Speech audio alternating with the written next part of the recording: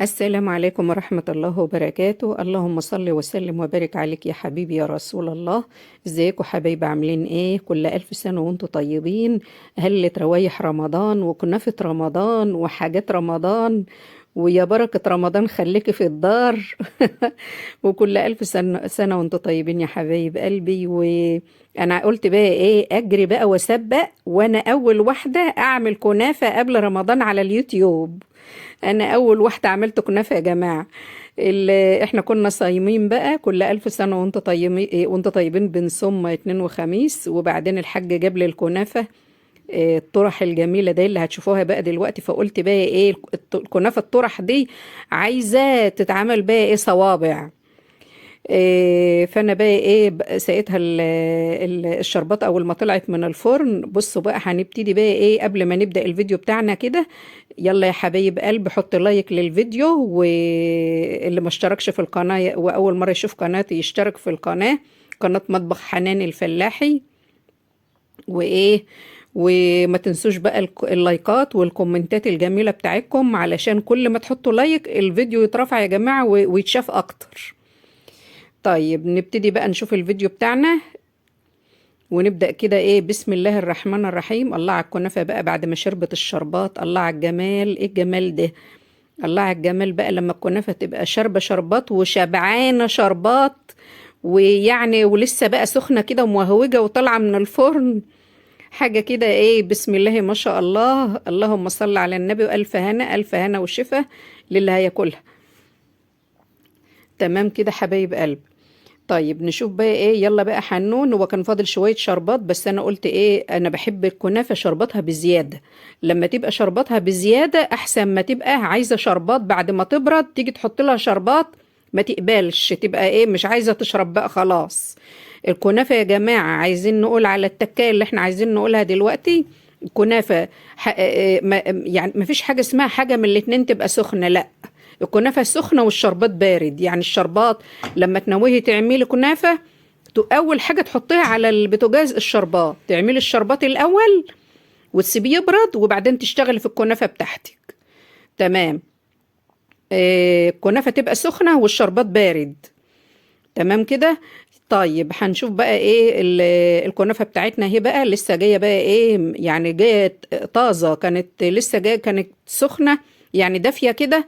وبعدين بقى ابتديت بقى افكها من بعضها. ده كيلو بس انا خدت نصه وعمل الصينية اللي انتوا شفتوها دي يا حبايبي، والنص التاني حطيته في الفريزر. قلت ايه، هبقى اعمله بقى ايه، صينية تانية. بس طبعا طالما اتحطت في الفريزر مش هتنفع تتعمل طرح بقى، يعني ساعتها هنبقى نفرفتها ونعملها ايه، بالمانجا او باي حاجة. طيب انا اول ما ابتديت بقى قمت حاطه بقى الشربات اهوت. انا عملت ايه، ده نص كيلو. نص كيلو الكنافه البرمه بتحب الشربات شويه، او الكنافه الصوابع. دول يا حبايب قلبي 3 كوبايات سكر، وحطيت عليهم كوبايتين مي. 3 كوبايات سكر كوبايتين مي، يعني كوبايه ونص سكر كوبايه ونص سكر كوبايه مي. شربات الكنافه بيبقى تخين شويه، بيبقى تقيل شويه عن شربات الجلاج. فجيت هنا بقى، كان عندي شوية مكسرات زبيب على جوزة الهند، شوية مكسرات بقى كانوا فاضلين بصراحة عندي، كان في بواقي كده من رمضان اللي فات، فقلت بقى أخلص منهم.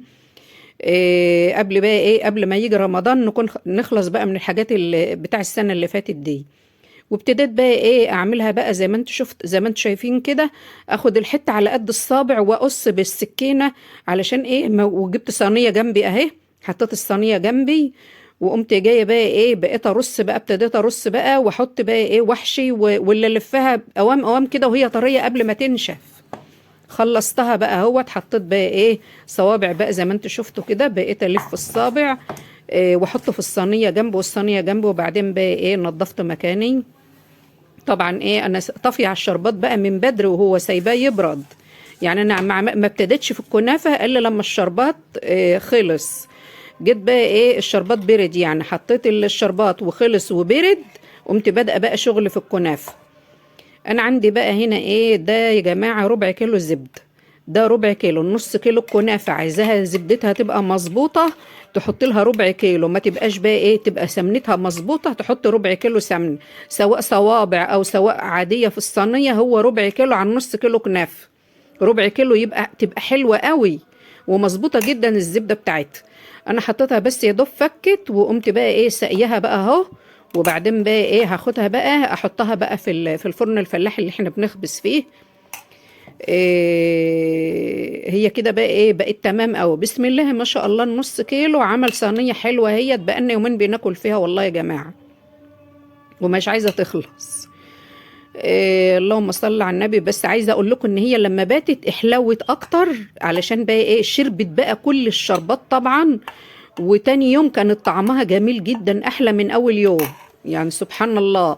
إيه تاني يوم كانت حلوه قوي قوي عن اول يوم كمان في اكلها.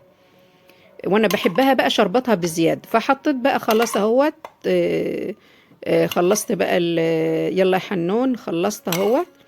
وهاخدها بقى ايه اودها بقى الفرن. تمام. تمام كده. وجيت بقى هي ما بتغيبش في الفرن يا جماعه، الكنافه ما بتغيبش في الفرن. انا عايزه اوريكم الشربات، نسيت اوريكم وهو بيغلي اهو.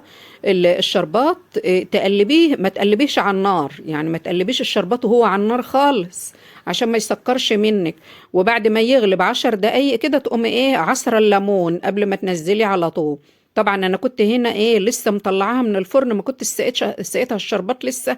والثمار ده من الزبدة يا جماعة، مش من الفرن، يعني من الزبدة نفسها.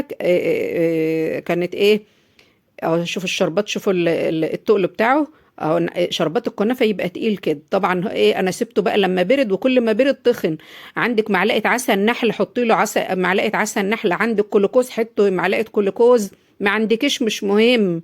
مش مهم يعني، ما هوش ضروري، بس ايه بس ابقى خليه تقيل. وبعد ما يبرد بقى تحط له رشه فانيليا. اهم حاجه ان انت ما تقلبيش الايه، ما تقلبيش الشربات وهو على النار. انت قلبيه قبل ما تحطيه على النار وخلاص، ونسيه بقى هو ربع ساعه وتقومي قافله عليه. هو كده كده هيبقى تقيل بطبيعته عشان السكر اكتر من الميه. وبعدين ايه ميلت بقى الصينيه على في الجناب كده، بقيت اميل كده علشان ايه علشان جناب عشان الكنافه تشرب من كل جوانبها، تشرب من الجناب وتشرب من تحت. وكبيت الشربات كله، فضيته كله، ما رضيتش ابقي منه حاجه. قلت لا لما شرباتها يبقى زايد تبقى احلى. شوفوا الشربات باين فيها ازاي، شوفوا باين لسه اهو. عايزه اقول لكم بعد نص ساعه قامت شرباه كله. كل الشربات ده اختفى، شربته كله، ما تبقاش منه حاجه. فهي كده بقى ايه كل ما شربتها يبقى كتير كل ما تبقى احلى واحلى. كان فاضل حاجه بسيطه، هم برضو ايه قلت لا انا هبقيهم ليه اما افضيهم هم كمان مش مشكله. وسبحان الله والله يا جماعه بعد نص ساعه قامت شرباه كله، ما تبقاش منه حاجة في الصينية خالص، لقيتها شربته. وده كان الفيديو بتاعنا النهاردة يا جماعة، ويا رب يعجبكم. ويا رب تكونوا استفدتوا منه حاجة. وما تنسوش بقى تشتركوا في القناة وتحطوا لايك. وكل ألف سنة وانتم طيبين يا حبايب قلبي مرة تانية. يعود علينا وعلى المسلمين كلهم بالخير والبركة. وكل ألف سنة وانتم بصحة وسعادة.